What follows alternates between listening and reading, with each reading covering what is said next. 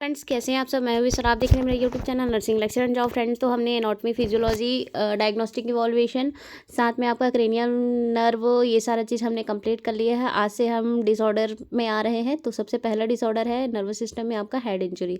तो head injury को जानने से पहले हम इसके कॉजेज़ को जानते हैं कि होता है किस वजह से है। तो सबसे पहले आपका आरटी यानी कि road traffic accident most common cause है। ये अल्कोहल के वजह से होता है 30 to 40%। नेक्स्ट है फॉल फ्रॉम हाइट से गिर गए, जैसे छत वगैरह से गिर गए, ये सब। Stab injury and blunt injury, जो शार्प ऑब्जेक्ट होते हैं आपके, जैसे नीडल वगैरह हो गया, रॉड वगैरह हो गया, है ना, चाकू हो गया, नाइफ वगैरह, तो इस सब से जो इंजरी होती है वो स्टैब एंड ब्लंट इंजरी में आ जाएगा। Then type of the head injury. तो हेड इंजरी के टाइप के बारे में पढ़े तो ये 3 टाइप के होते हैं: open head injury, close head injury and haemorrhage. Open head injury के फिर से सब टाइप है। क्लोज हेड इंजरी आपको ओपन हेड इंजरी आपको बाहर से ही पता चल जाएगा, क्लोज आपको बाहर से पता नहीं चलेगा। एंड हेमरेज में आपका ब्लड वेसल्स रप्चर हो जाएंगे। तो सबसे पहले जो है ओपन हेड इंजरी, ये 2 टाइप के होते हैं, लैक्रेशन एंड फ्रैक्चर।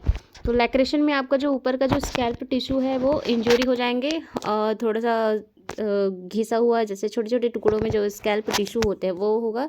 और सूचरिंग की अगर यहाँ पे ज़रूरत है तो सूचर लगा के 10 से 14 दिन में इसको रिमूव कर सकते हैं। दूसरा होता है आपका फ्रैक्चर। तो फ्रैक्चर आपका 4 टाइप का होता है क्रेनियम बोन में: linear fracture, compound fracture, communicating fracture and depressed fracture.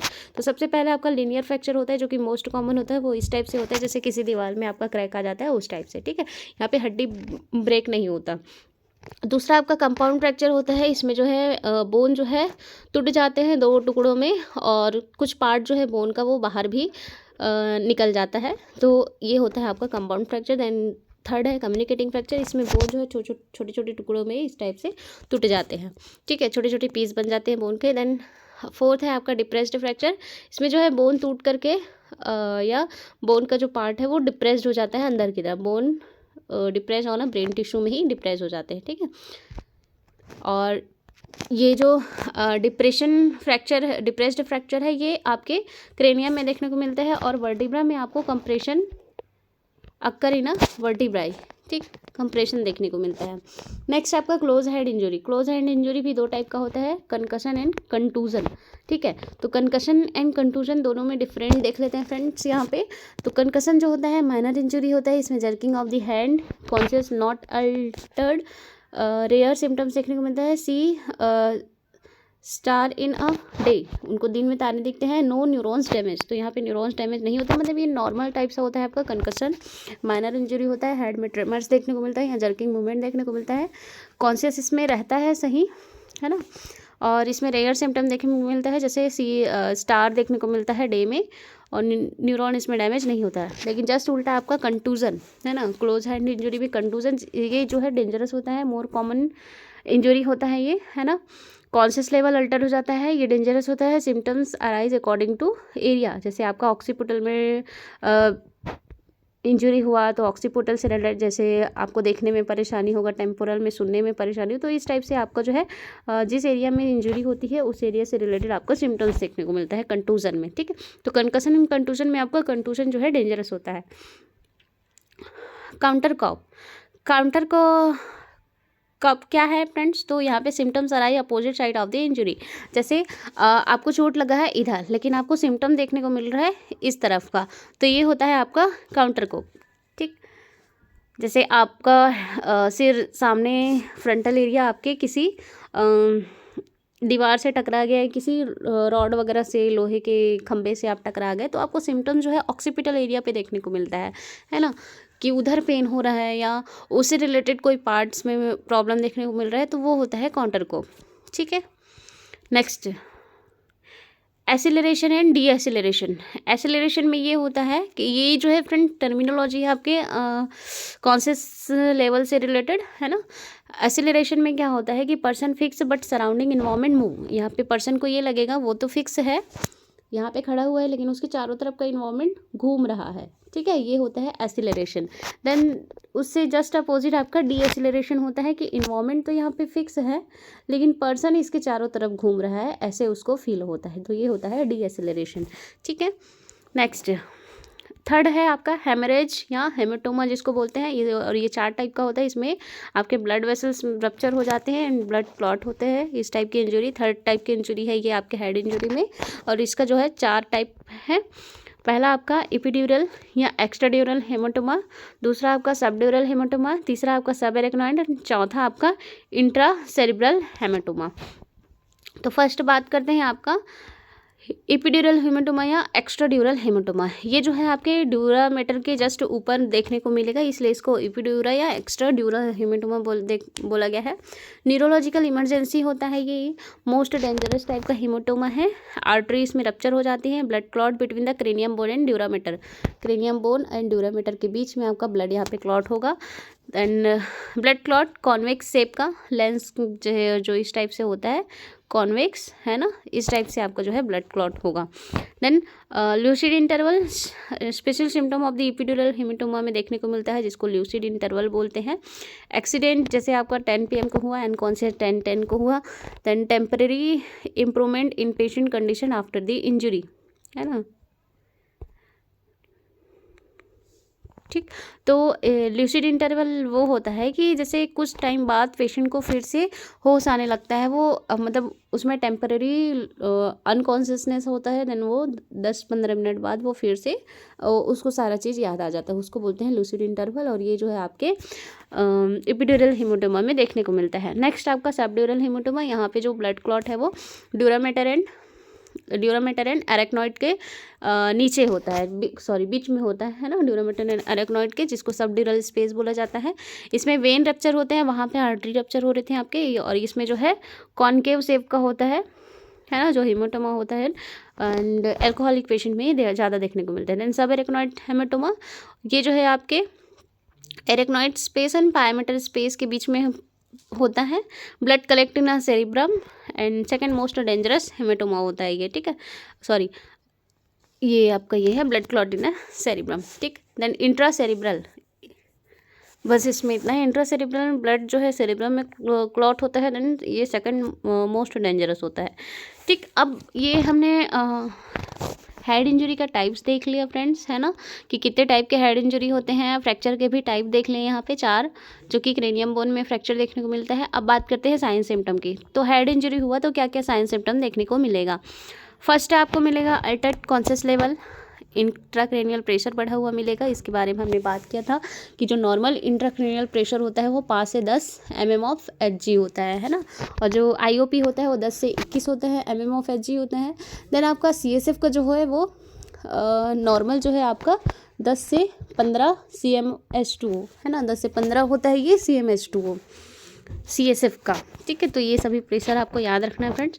Then scissor हो गया, वॉमिटिंग हो गया, हेडेक हो गया, फीवर हो गया, है ना, अगर हाइपोथैलेमस में इंजरी है तो आपको फीवर देखने को मिलेगा। Then otorrhoea CSF from ear से निकलेगा।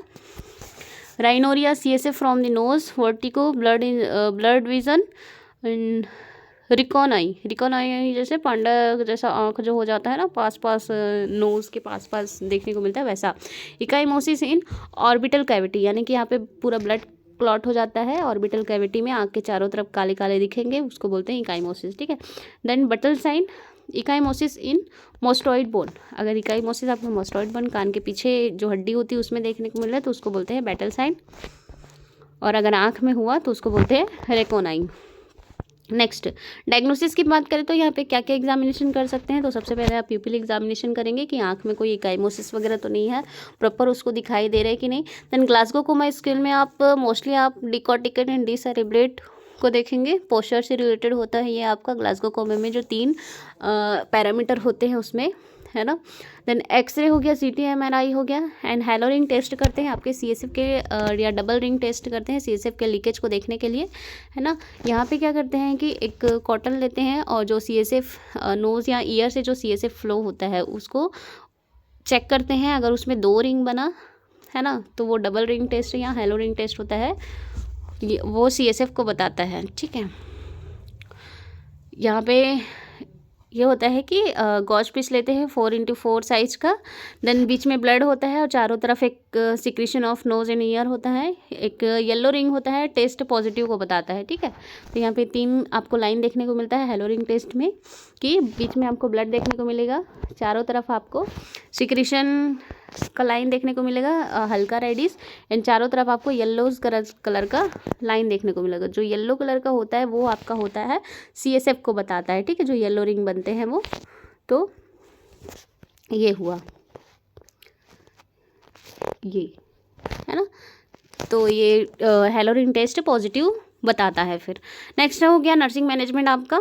मैनेजमेंट में आपका नर्सिंग मैनेजमेंट CSF लीकेज का असेसमेंट 3 मेथड से कर सकते हैं आप, जैसे आपका ग्लूकोज टेस्ट एंड सिक्रीशन, क्योंकि आपके CSF में ग्लूकोज प्रेजेंट होता है इसीलिए।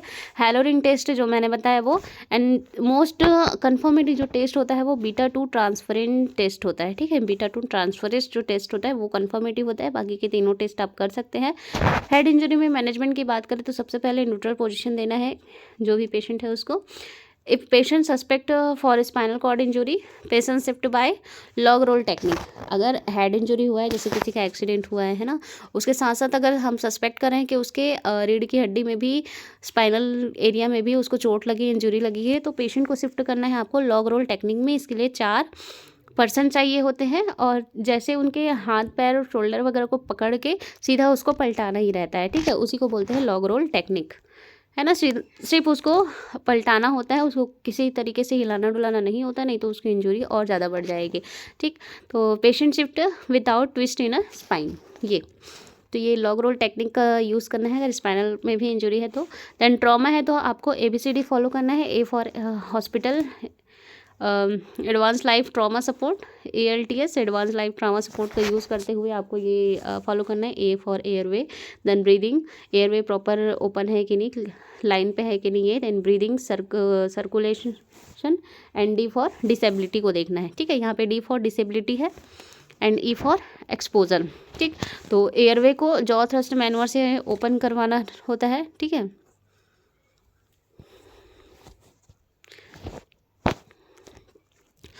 यहाँ पे जो है D फॉर डिसेबिलिटी है आपका ट्रॉमा वाले जगह पे, और यही आपका अगर हार्ट के बारे में हम पढ़ते तो वो होता है आपका डिफिब्रिलेशन, है ना।